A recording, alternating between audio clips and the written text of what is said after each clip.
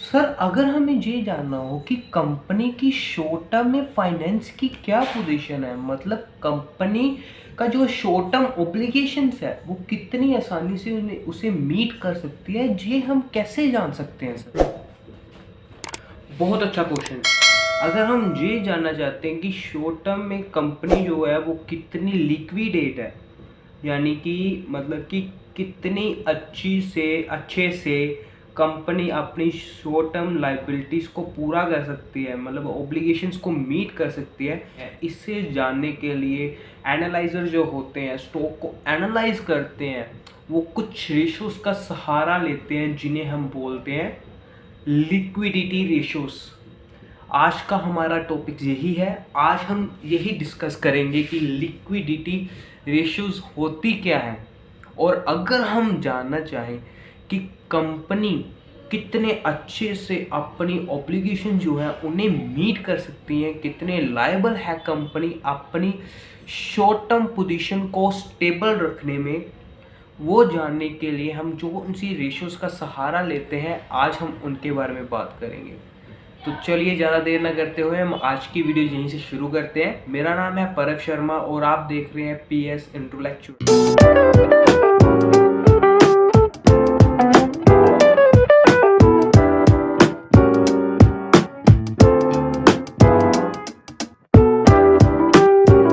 हम ये जान चुके हैं कि लिक्विडिटी रेशियोज होती क्या है। अब हम ये देख लेते हैं कि लिक्विडिटी रेशियोज कितने तरह की होती हैं। मेनली हम देखें तो लिक्विडिटी रेशियोज को तीन कैटेगरीज में डिवाइड किया गया है। पहली को कहते हैं करंट रेशो, सेकंड को कहते हैं क्विक रेशोस, और इसे हम एसिड रेशो भी जानते हैं, नाम से जानते हैं, और थर्ड वन होती है कैश रेशो।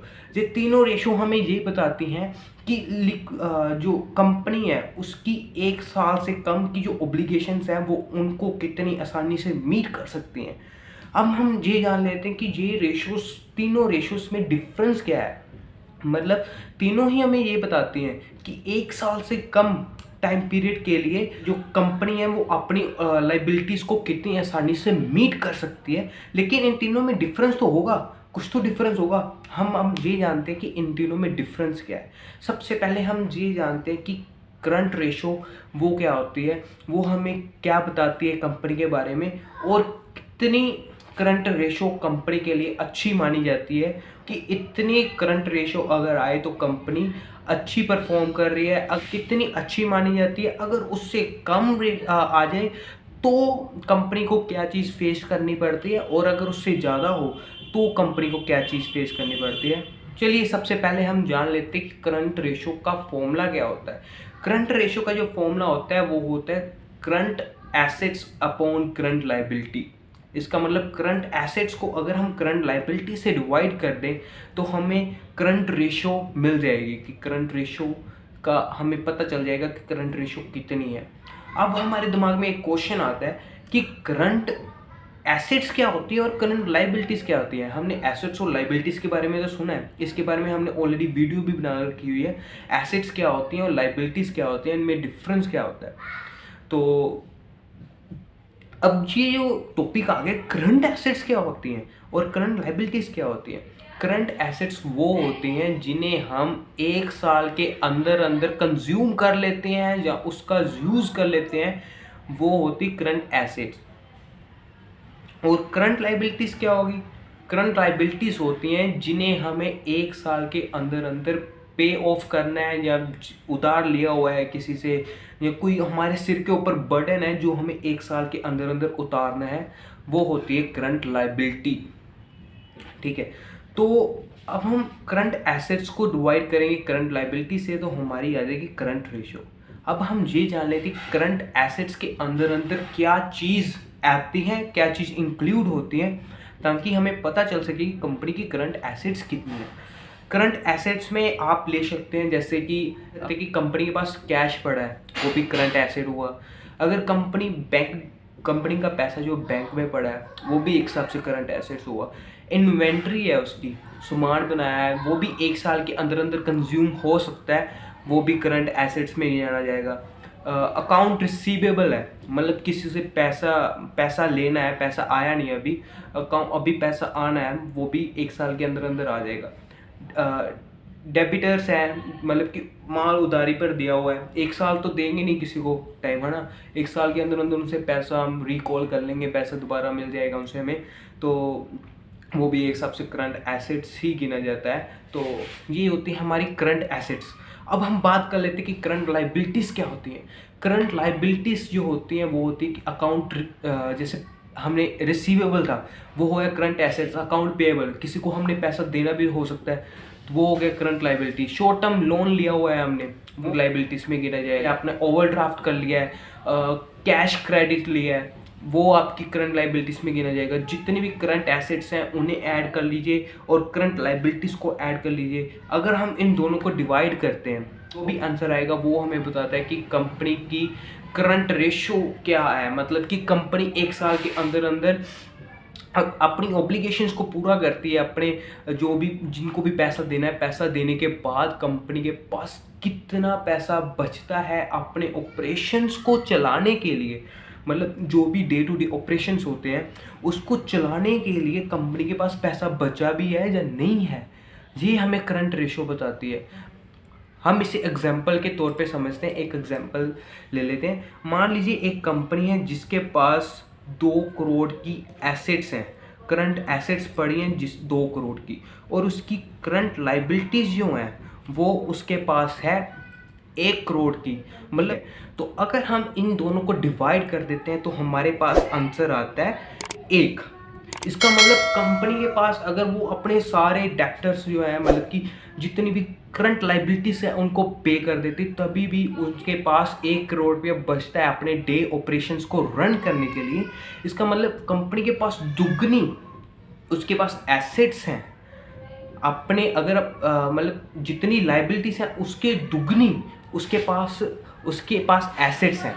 कितनी करंट रेशो जो होती है वो कंपनी के लिए अच्छा माना जाता है। अगर हमारी करंट रेशो 1.33 से लेकर अगर 3 के बीच में करंट रेशो आती है तो परफेक्ट माना जाता है। अगर कंपनी की करंट रेशो मान लीजिए 0.65 है, इसका मतलब कंपनी के पास अगर हम सारी लाइबिलिटीज पे करते हैं तो उसके पास 65 लाख की ही एसेट्स बचेंगी जो उसे day to day operations run करने के लिए उसके पास होगी।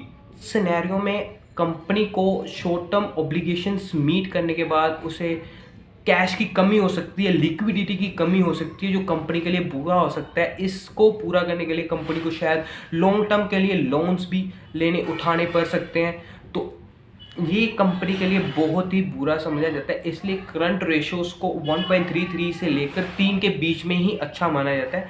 मान लीजिए अगर करंट रेशो जो है वो 3 से ऊपर चली जाती है, इसका मतलब कंपनी जो एसेट्स हैं वो अच्छे से उसे यूटिलाइज नहीं कर पा रही है। मतलब कुछ उनका पैसा इन्वेंट्री में फंसा हो सकता है, जहाँ डेबिटर ज़्यादा हो सकते हैं, डेबिटर इन्वेंट्री में फंसा हो सकता है, मतलब इन्वेंट्री ज़्यादा बढ़ गई है और बिक नहीं पा रही है, और डेबिटर ज़्यादा हो सकते हैं, पैसा नहीं आ पा रहा है, कुछ लोन डिफ़ॉल्ट्स हो सकते हैं। इसका मतलब 3 से ज़्यादा करंट एसेट्स वो भी बुरी होती है, और 1 से कम 1.33 से कम वो भी बुरी है। इसका मतलब कंपनी की करंट रेशो जो है वो 1.33 से लेकर 3 के बीच में होगा तो उसे परफेक्ट माना जाता है।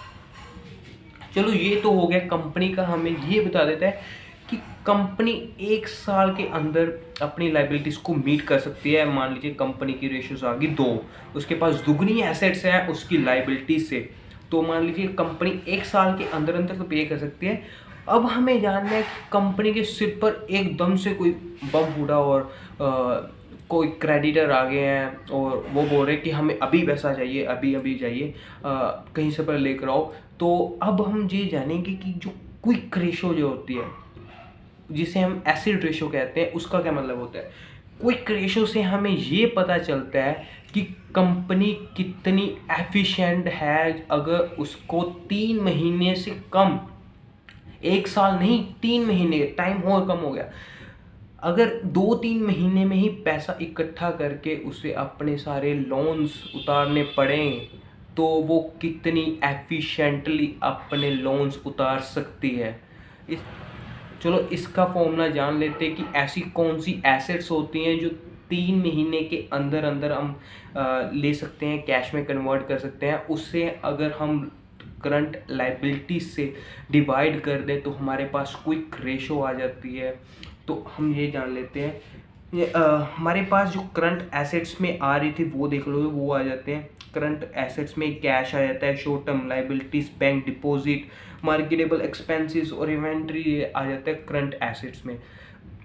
बाकी सब कुछ जैसे कैश हमारे 3 महीने के अंदर अंदर हमें मिल सकता है, बैंक डिपॉजिट 3 महीने के अंदर अंदर मिल सकता है, मार्केटेबल सिक्योरिटीज़ हो सकती हैं, बाकी सब हमें मिल जाएगा। लेकिन इन्वेंट्री को हम ऐसा थोड़ी ना होता है कि 3 महीने के अंदर अंदर अभी अभी हमारे पास लाइबिलिटीज़ आई हैं और अभी हम इन्वेंट्री को भेज दें।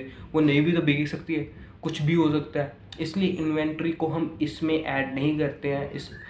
इसका फॉर्मूला क्या हुआ, current assets minus inventory upon current liability. ये हमें बताती क्विक रेशो रैपिड टेस्ट। मतलब अगर हमें 3 महीने के अंदर अंदर लाइबिलिटीज़ को पूरा करना पड़ेगा तो कंपनी कितनी एफिशिएंटली उसे पे कर सकती है। तो इसका एग्जांपल ले लेते हैं। मान लीजिए एक कंपनी है जिसका इन्वेंट्री, मान लीजिए वही एग्जांपल लेते हैं, 2 करोड़ की एसेट्स हैं, इन्वेंट्री हमारे पास 20 लाख की है, तो हमारे पास आ गया 1 करोड़ 80 लाख की करंट एसेट्स हैं और लाइबिलिटी जो है 1 करोड़ की है। अगर हम इसे डिवाइड करते हैं तो हमारे पास आ जाता है 80 लाख रुपीज़, मतलब 0.80 हमारी आ जाती है क्विक रेशो। हमारी जो क्विक रेशो होती है वो 1 होनी चाहिए। अगर 1 से लेकर 1 तो होनी चाहिए, अगर 1 के आसपास है तो क्विक रेशो अच्छी मानी जाती है। अगर हमें सारा पैसा पे भी कर देते हैं, मतलब कि 3 महीने से कम ड्यूरेशन में अगर हमारे सिर पर कोई लाइबिलिटी आ भी गई है, उसे हम पे कर देते हैं, तभी भी हमारे पास इतनी एसेट्स बचे हैं ताकि हम अपने जो ऑपरेशन साइकिल है उसको रन कर सके, day to day activities perform कर सकें। तो क्विक रेशो जो होती है वो 1 के आसपास होनी चाहिए, वो अच्छा माना जाता है। अगर हम बात करते हैं कि कैश रेशो क्या होती है, अब कैश रेशो बोलता है कि हम 3 महीने की बात भी नहीं करते, अब हमें हो थोड़े समय में 1 महीने के अंदर अंदर अपनी जो इतनी भी लाइबिलिटीज़ हैं उनको पे करना पड़ जाता है। मतलब ऑब्लिगेशंस है, लाइबिलिटीज़ है हमारे ऊपर, वो आती हैं, वो कहती है कि हमें भाई कुछ नहीं पता, हमें अभी इसी टाइम पैसा दो, तो हम उन्हें कितने % पे कर सकते हैं, कितनी आसानी से पे कर सकते हैं, और वो हमें बताती है कैश रेशो। इसमें हम क्या लेते हैं, इसमें लेते हैं जो हमारी एसेट्स होती हैं, कैश, बैंक डिपॉजिट्स जो होते हैं वो, और मार्केटेबल सिक्योरिटीज़ उन्हें भी ले लेते हैं। अगर हम उन्हें रिकॉल करें तो वो 1-2 दिन में हमारे पास वापस आ जाती है। बैंक डिपॉजिट्स को भी हम निकाल सकते हैं, कैश हमारे पास ऑलरेडी है, तो इन्हें ऐड करके और अकाउंट रिसीवेबल और इन्वेंट्री को अगर हम करंट एसेट से माइनस कर दें और उसे करंट लाइबिलिटीज से डिवाइड कर दें तो हमारे पास आती है कैश रेशो, जिससे हमें ये पता चलता है कि कंपनी अपनी जितनी उसके सिर पर लाइबिलिटीज़ हैं उन्हें कितने % तक पे कर सकती है अगर उसे आज ही सारा पैसा पे करना पड़ जाए। तो इसका मतलब अगर आ जाती पॉइंट, मान लीजिए हमारी कैश रेशो आई है 0.60%, इसका मतलब कंपनी की जो लाइबिलिटीज़ है उन्हें आज ही अगर पे करना पड़ता है तो वो 60% तक अपनी लाइबिलिटीज़ को ख़त्म कर सकती है, इतना उसके पास कैश पड़ा है। तो इससे ये कितनी अच्छी मानी जाती है, मतलब 0.50 से लेकर 6 तक अच्छी मानी जाती है। अगर कंपनी के पास ज़्यादा चले जाए, मतलब एक कैश रेशो आ जाए या उसके ऊपर चले जाए, इसका मतलब कंपनी के पास कैश ज़्यादा पड़ा है, वो कैश को यूज़ नहीं कर पा रही है, अच्छी जगह से लगा नहीं पा रही है, उसके पास अपने ऑपरेशंस में कैश नहीं यूज़ कर पा, और उसके पास कैश की अमाउंट ज़्यादा बढ़ गई है।